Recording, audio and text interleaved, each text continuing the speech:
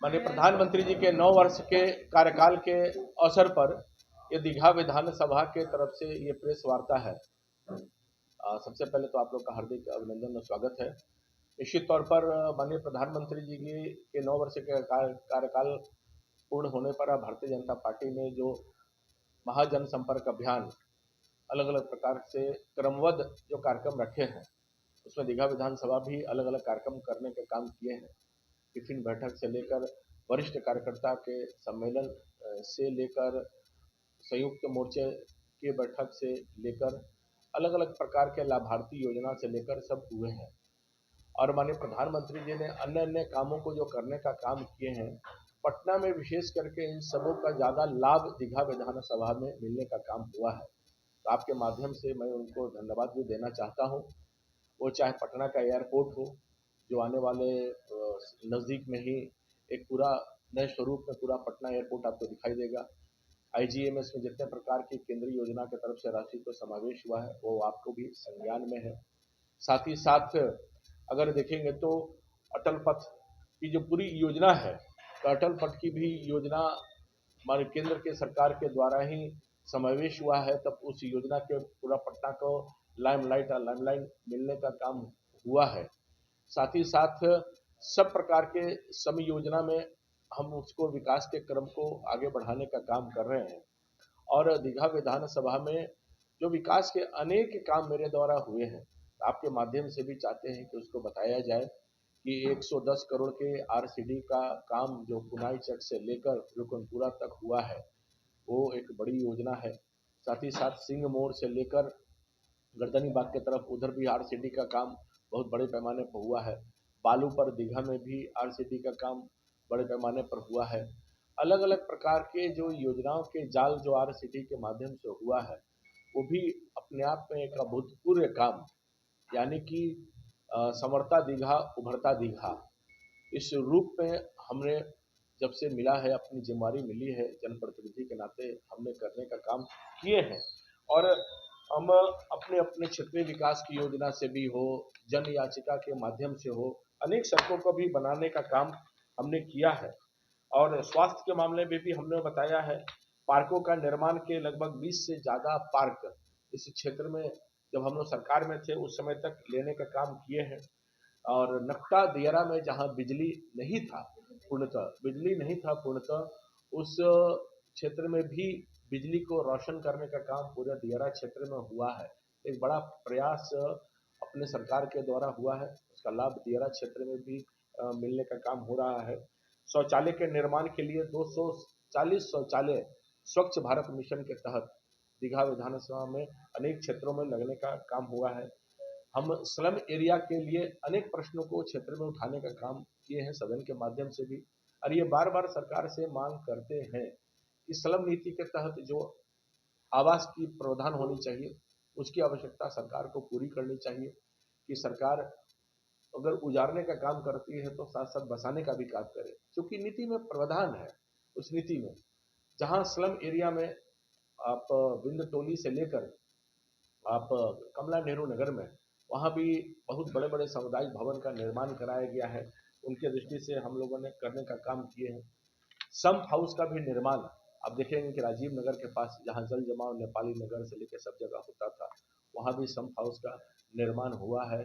और बाबू बाजार के तरफ वहाँ भी इस निर्माण की गति हम पकड़वाने का काम कर रहे हैं। आज बूडको के द्वारा करोड़ों योजनाओं का गर्दनी बाग से लेकर 90 फीट का जो सड़क है राजीव नगर की तरफ जो जाता है नेपाली नगर की तरफ, वहाँ से लेकर पाटलिपुत्रा से लेकर सब जगह एक विकास की योजना चलने का काम हो रहा है। और राजीव नगर के विषय पर लगातार आपके संज्ञान में है कि उनके मुद्दों को लेकर मैं खड़ा रहने का काम करता हूँ। वो किसी भी प्रकार से हो, वो मकान जो टूटने का काम हुआ उसके माध्यम से भी जन आंदोलन हम लोग चलाने का काम किए।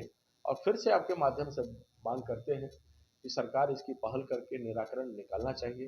मैं माननीय उच्च न्यायालय को भी बहुत बहुत धन्यवाद देता हूँ कि जो निर्णय उन्होंने राजीव नगर के विषय पर, नेपाली नगर के विषय पर दिया है। और सरकार से भी आग्रह है कि इसे तुरंत से तुरंत मुक्त करने का भी काम करे।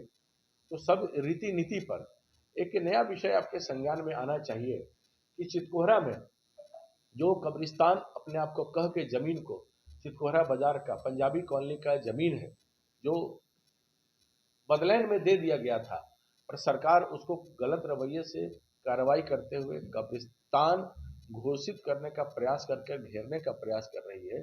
तो उसका दूसरा स्वरूप भविष्य में ना ले ले। 10 नंबर तालाब गर्दनी बाग में भी उसी प्रकार से कब्रिस्तान के नाम पे घोषित करने का, इस सरकार की जो रवैया है कि वहाँ वैमनस्यता फैलाने का काम और इतने प्रकार से शांति प्रिय वो जगह जो चल रहा है, भय है कि सरकार अगर ध्यान नहीं देगी तो कुछ भी स्थिति उत्पन्न वहाँ पर हो सकता है। इसलिए मैंने माननीय मुख्यमंत्री जी को भी पत्र लिखा है कि ये गलत इस प्रकार का रवैया करने का काम ना करें। और नेपाली नगर में जो माननीय न्यायालय का जो आया है आज्ञा, उसके बाद भी नेपाली नगर में नए कनेक्शन बिजली के नहीं मिल रहे हैं। जो हमने बिजली दिलवाने का प्रयास परमानेंट किया नेपाली नगर से राजीव नगर तक, पर अभी भी नेपाली नगर के लोगों को बिजली कनेक्शन नया सरकार देने में बंद की है। आपके माध्यम से भी है कि उसको जल्द से जल्द नया कनेक्शन देने का काम होना चाहिए। ये विशेष करके दीघा विधानसभा के विकास के समयोचित योजना परियोजना केंद्र के द्वारा और मेरे द्वारा जो हुए हैं उसके बारे में एक संक्षिप्त जानकारी आपके माध्यम से दिए हैं। और साथ ही साथ आज माननीय प्रधानमंत्री जी ने जो बूथ के कार्यकर्ता तक संबोधित करते हुए कहा कि तुष्टीकरण की राजनीति देश में नहीं चलनी चाहिए, संतुष्टिकरण की राजनीति चलनी चाहिए। और पटना में जो जमावड़ा हुआ है तो 20 लाख करोड़ घोटालों के अलग अलग आयाम के गठबंधन के लोग बैठ के किए हैं। ये घोटालाबाज के लोग ऐसे जगह पे आके बैठक किए हैं कि जो जहाँ के खुद मुखिया कभी रहे बिहार के, वो खुद जेल से वापस हुए। तो पटना केंद्र बिंदु चुनने का मतलब क्या हुआ? तो जिस पटना में सिद्धांत के साथ आंदोलन माननीय जेपी से लेकर लोहिया से लेकर हुए हैं, आज सिद्धांत विहीन राजनीति के कारण ये एकजुटता दिखाने का प्रयास और फोटो सेशन जो पटना में किए हैं उसका लाभ निश्चित तौर पर मिलने वाला नहीं है। क्षेत्र जो है वो पटना जिला के 14वीं जो विधानसभा क्षेत्र उसमें सबसे बड़ा विधानसभा क्षेत्र, ये बिहार का सबसे बड़ा बताता भाई जी। अब बारिश के दिनों में काफी देखा जाता है कि जद्दोजहद करनी पड़ती है और आफत हो जाता है जलजमाव की वजह से, ड्रेनेज सिस्टम की मिसमैनेजमेंट की वजह से। इस बार जो व्यवस्था है आप लोगों की वो क्या है? इस बार हमने जो प्रयास करके किया है कि जितने छोटे छोटे नाले हैं और छोटे छोटे मैनहोल है वहाँ से जो निकलने का काम हो तो वो सरकार का स्लो प्रोसेस है, उसके कारण से कठिनाई हुई है। अभी सरकार तो ये कह रही है कि जल जमाव नहीं होगा, पर देखते हैं उसका क्या होता है प्रतिफल।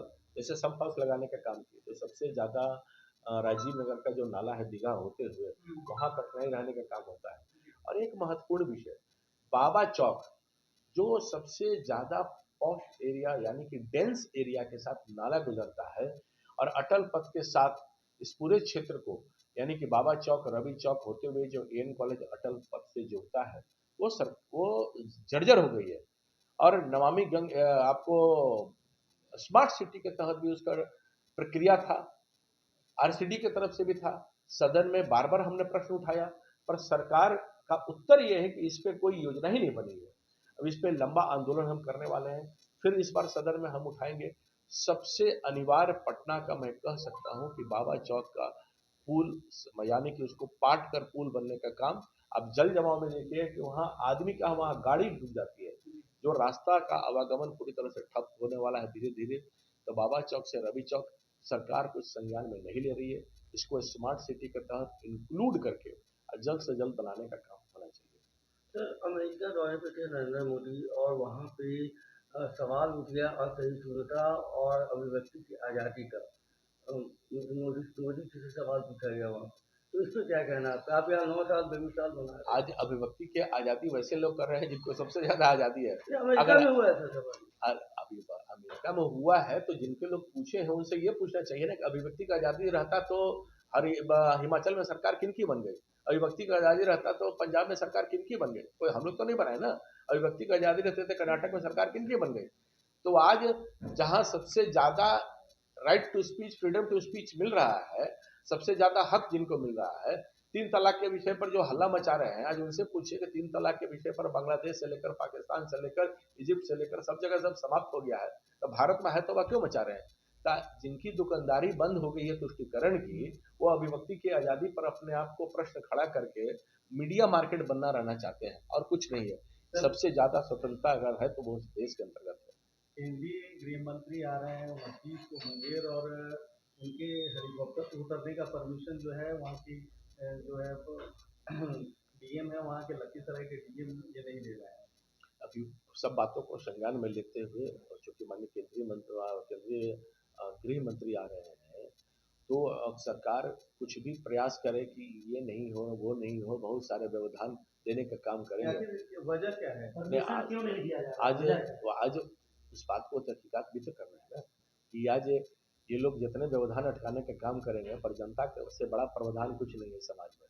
आज जनता ही हर चीज 15 विपक्षी दलों के लोग पटना में आए और पटना में बहुत उसका स्वागत किया और ये कहा गया कि इस बार बीजेपी को उखाड़ फेंका। क्या लगता है उससे कोई प्रभाव पड़ेगी बीजेपी को? डरे हुए हैं, सिहरे हुए हैं, उनको लगता है कि घोटालों की सरगना में कब कहाँ क्या इनके साथ होने वाला है। ताकि डर भय के साथ ये जो गठबंधनों का ठगबंधन हो रहा है, उसका परिणाम निश्चित तौर पर उनका क्या होगा।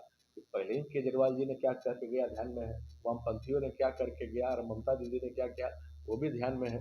तो आगे आगे देखिए कि टूटन की क्रिया प्रतिक्रिया कहाँ तक जाती है। तो अमित शाह बिहार आ रहे हैं, मणिपुर में हिंसा हो रही है, तो क्या लगता है उनको अभी मणिपुर में जाना चाहिए था? मणिपुर की स्थिति पे तो सब संज्ञान में रखे हुए हैं, ये भी आपको ध्यान में है।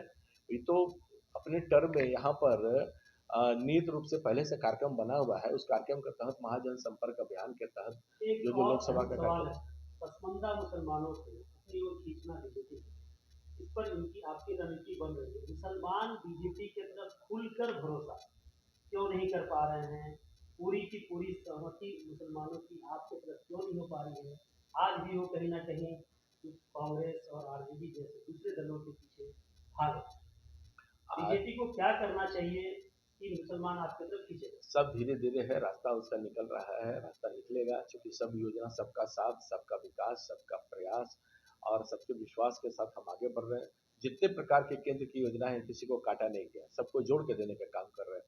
ये अटकाने का, झटकाने का, भटकाने का जो विपक्ष हरदम काम करती है, धीरे धीरे सब चीज अपने आप में स्पष्ट हो जाएगा कि लटकाने झटकाने वाले लोगों की दुकानदारी बंद होने वाली है। जिन लोगों ने प्रताड़ित करने का काम किया और पसमानदा मुसलमानों को दिग्भ्रमित करने का काम किया, उनकी पहचान, उनकी आइडेंटिटी, उनका सम्मान देने का काम नहीं किया, धीरे धीरे अब सब चीज मिलने का काम 2024 में खुलकर वो आपकी तरफ आएंगे पूरी तरह से। समाज हित में, देश हित में, सबके हित में, सबके साथ के विकास के साथ भारतीय जनता पार्टी ने उन्मुख हाथों से करने का काम किया है। स्वाभाविक रूप से सभी समावेशी विकास के साथ आगे आने का काम करेंगे। धन्यवाद।